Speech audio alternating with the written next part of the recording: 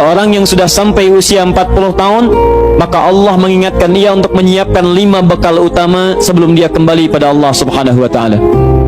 Hati-hati yang sudah sampai 40 tahun, jika Anda belum memiliki satu di antara 5 ini, Anda mesti khawatir. Dan ini peringatan dari Al-Quran. Baik, 1. Qala rabbi auzi'ni an ashkura ni'mataka allati an'amta alayya wa ala walidayya. Amanat pertama, kata Allah, dia mesti memperbanyak doa kepada Allah Subhanahu wa taala agar dibimbing. Banyak doa agar dibimbing mensyukuri nikmat hidup, plus bisa meningkatkan bakti pada orang tua. 1. Rabbi auzi'ni an ashkura ni'mataka allati an'amta alayya wa ala walidayya. Perhatikan baik-baik. Ya Allah, mohon bimbing saya untuk selalu bisa mensyukuri segala nikmat yang telah Engkau berikan pada saya sekarang, 1, dan pada kedua orang tua saya. Baik, jadi kalau sudah sampai usia 40 tahun, pertama, Anda memohon doa kepada Allah untuk dibimbing terus bersyukur kepada Allah. Ini yang mau saya tegaskan. Lihat baik-baik. Apa itu syukur? Tidak ada makna lain dari syukur yang tertuang dalam Al-Quran dan hadis kecuali ungkapan kebahagiaan atas nikmat yang Allah berikan kepada kita dengan cara menggunakan nikmat itu sesuai dengan fungsi yang telah Allah tetapkan. Misal, kita akan bersyukur dengan nikmat penglihatan mata. Anda diberikan 40 tahun dalam hidup, mata masih bisa melihat. Bagaimana mensyukuri nikmat mata? Kalau Anda ingin syukuri nikmat mata, maka yang paling singkat, gunakan nikmat mata ini sesuai dengan peruntukan yang telah Allah tetapkan. Fungsi yang telah Allah tetapkan. Apa fungsi mata? Masih ingat? Melihat yang baik-baik. Quran surah ke-24 ayat 30 untuk laki-laki, ayat 31 untuk perempuan.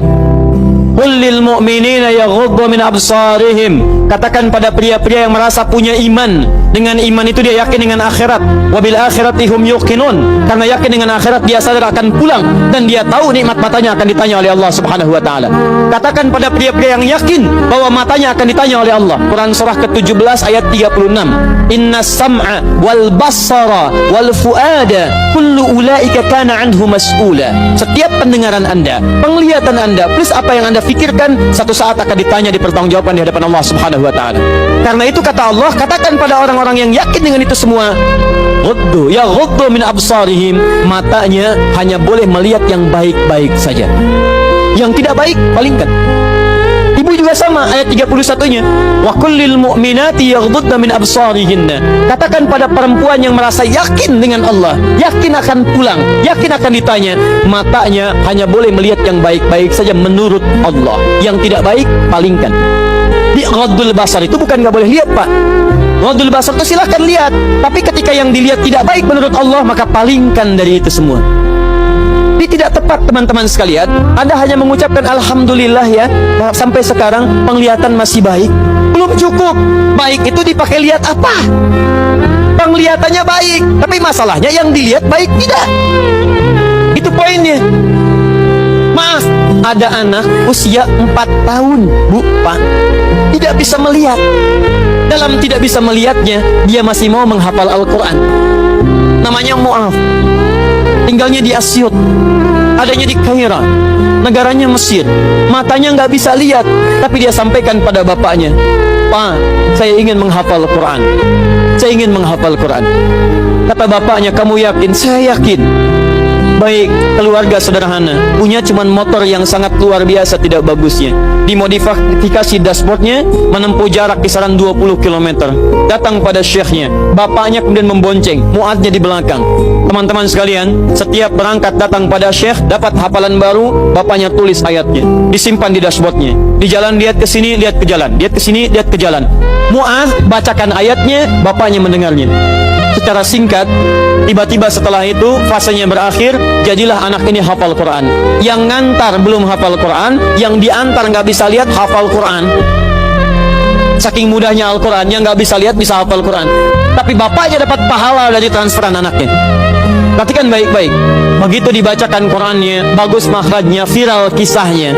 Begitu viral di Timur Tengah, datang reporter mau wawancara. Pertanyaan pertama, kalau Adinda diperkenankan oleh Allah untuk bermohon saat ini, apa yang mau dimohonkan kepada Allah? Reporter ini mengira dia akan meminta doa seperti ibunda Imam Al-Bukhari bermohon kepada Allah supaya Al-Bukhari disembuhkan dari butanya. Bu, Pak, Imam Al-Bukhari itu dulu buta. Butanya permanen.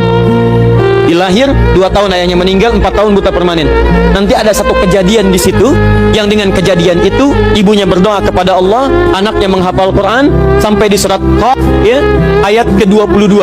Anaknya murajaah ayat, ibunya memohon kepada Allah sambil menangis sambil tertidur sampai tertidur. Disitulah kemudian terjadi sesuatu yang luar biasa.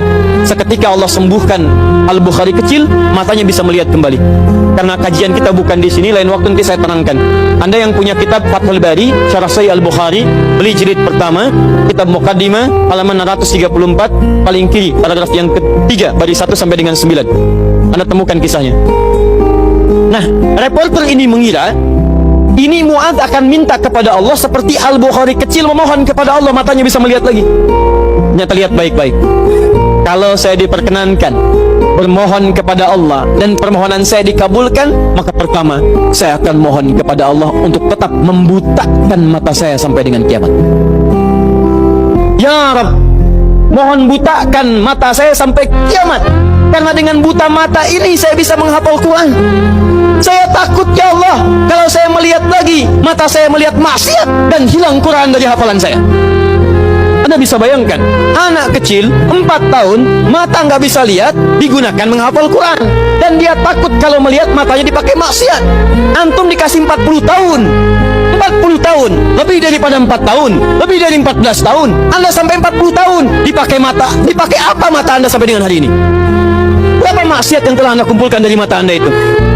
Mungkin wajar, jangankan hafal, baca masih sulit, lihat mushaf masih enggan, membaca masih susah. Kalau Anda sulit berhadapan dengan Al-Quran dalam pandangan Anda, tanyakan pada diri Anda, dipakai maksiat apa mata ini selama ini?